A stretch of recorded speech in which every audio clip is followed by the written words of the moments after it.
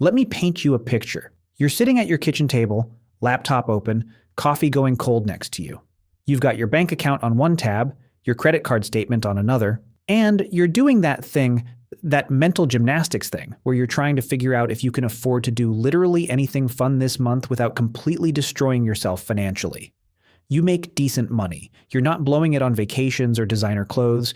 You're not irresponsible. But somehow, every single month, you get to the end of it and there's just nothing left. Maybe a few $100s, maybe less.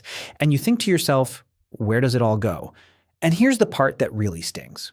You open Instagram or TikTok or wherever, and you see people talking about their investment portfolios, their net worth milestones, their passive income.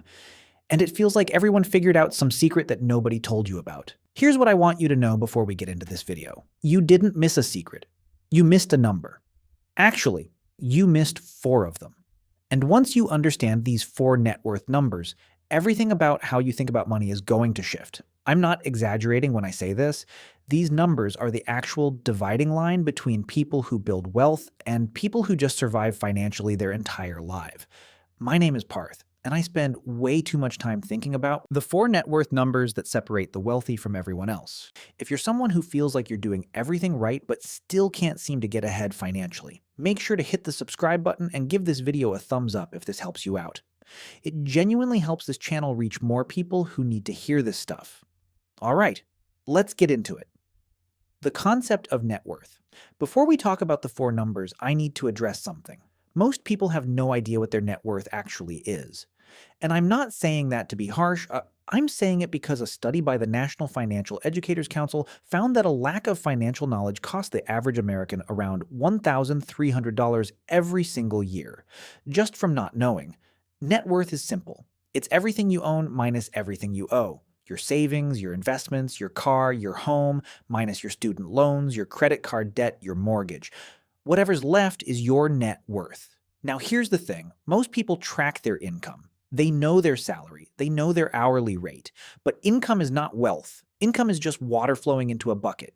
Net worth is how much water is actually in the bucket. And a lot of us, way more than we'd like to admit, have buckets full of holes. According to the Federal Reserve's most recent survey of consumer finances, the median net worth of Americans under 35 is around $39,000.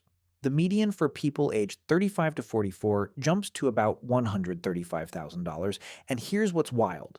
The average looks way higher because a small number of extremely wealthy people pull that number up dramatically. So what does that mean for you? It means the gap between where most people are and where wealthy people are isn't a gap in income. It's a gap in these 4 specific numbers.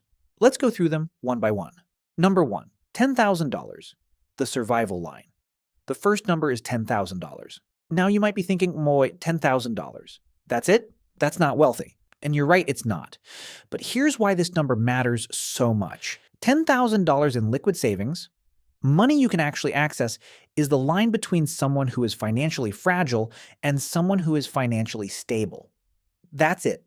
That's the whole game at this level. Think about it this way. Most financial emergencies in America cost between $1,000 and $5,000. A car repair, a medical bill, a month of unexpected unemployment.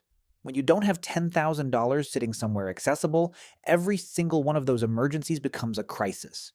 It goes on a credit card. It wipes out what little savings you had, and then you're starting over from zero again. Here's the psychology behind this number that nobody talks about. When you don't have this buffer, your brain is constantly operating in scarcity mode. And scarcity mode is expensive. Research from Princeton economist Senthil Mullainathan found that financial scarcity literally reduces your cognitive bandwidth. It's like losing 13 IQ points. You make worse decisions, you take worse deals, you're less productive at work. So $10,000 isn't just a number. It's the point where you stop making fear-based financial decisions and start making rational ones. It's when you stop robbing Peter to pay Paul and actually start getting ahead. If you don't have this yet, this is your only job right now. Not investing, not crypto, not anything else. Get to $10,000 in a high-yield savings account and do not touch it. Number 2, $100,000, the momentum line. The second number is $100,000. And this one is where things get genuinely exciting. There's a reason you hear so many finance people talk obsessively about getting to your first $100,000. Charlie Munger, Warren Buffett's business partner, famously said that the first $100,000 is a his word, not mine. But getting to $100,000 is the hardest part. After that, compounding starts doing the heavy lifting for you. Here's the math, and I want you to really sit with this. Let's say you have $10,000 invested and you're getting a 10% annual return, roughly the historical average of the S&P 500. That 10% gives you $1,000 in a year. You'd have to save that $1,000 yourself. Now let's say you have $100,000 invested at that same 10%. That's $10,000 in a year. From doing absolutely nothing. That's a significant chunk of what many Americans save manually in an entire year, and your money just made it automatically. This is where it gets really interesting. At $100,000, your money starts working harder than you do at certain points, and every dollar you add from this point compounds faster because the base is so much bigger. Now you might be thinking, gosh, okay, Parth, but how am I supposed to get to $100,000? Look, I'm not going to tell you it's easy. It takes time. But the biggest mistake people make is they try to get there too fast by picking individual stocks or chasing some hot investment. You don't need to be clever to get to $100,000. You need to be consistent. Index funds, automatic contributions, and time. That's literally the whole strategy at this stage. The people who reach $100,000 aren't smarter than you. They just started treating their investments like a bill they had to pay every month, not money left over after spending. Number 3, $500,000, the options line. The third number is $500,000, and this one changes your life in a way the other two don't. Not because of the money itself, but because of what it represents. $500,000 is what I call the options line. At this number, you start having real choices about how you live. Here's the math. The 4% rule, a widely accepted guideline in retirement planning, says you can safely withdraw 4% of your portfolio per year without running out of money. 4% of $500,000 is $20,000 a year. That's not enough to live on for most people in the US, but here's the point. That's $20,000 a year that requires zero work from you. Combined with even a part-time income, you now have a completely different relationship with your job. You're no longer trapped. You can take risks. You can say no to things. You can change careers without being financially destroyed. This is the number where wealthy people stop feeling wealthy because of what they have and start feeling wealthy because of what they don't have to do anymore. They don't have to take jobs they hate. They don't have to stay in situations that aren't right for them. Money at this level buys freedom more than it buys stuff. And here's the psychological shift that happens at $500,000 that most people aren't prepared for. Your relationship with risk changes completely. When you have nothing saved, every financial decision feels terrifying. At $500,000, you can actually tolerate calculated risk, which ironically makes you far more likely to grow wealth faster from this point forward. The game changes. The sobering reality? Only about 12% of Americans ever reach $500,000 in investable assets. Not because it's impossible, but because most people never get serious about numbers 1 and 2. Number 4. $1 million. The gravity line. The fourth number is $1 million. And before you roll your eyes and think this doesn't apply to you, hear me out, because the psychology behind this number is more important than the number itself. At $1 million, something almost mathematical happens. Money starts accumulating whether you pay attention to it or not. At 10% annual returns, a $1 million portfolio generates $100,000 a year. That's a 6-figure income from an investment account. Do nothing, touch nothing, and your net worth goes up by 6 figures automatically. This is what I call the gravity line. Below it, you have to push wealth uphill constantly. Above it, wealth starts pulling more wealth toward itself. It's not magic, it's compounding at scale.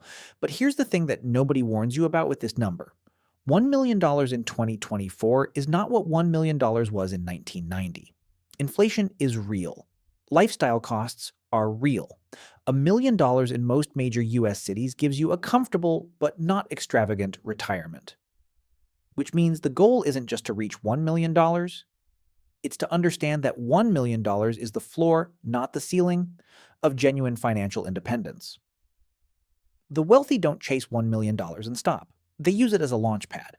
And now that you understand the mechanics of compounding at this scale, you understand exactly why. The bigger picture.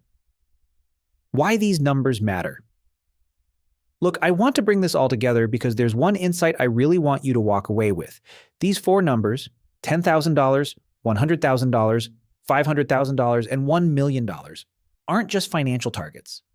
They're psychological checkpoints. Each one fundamentally changes how you think about money, how you make decisions, and what options are available to you.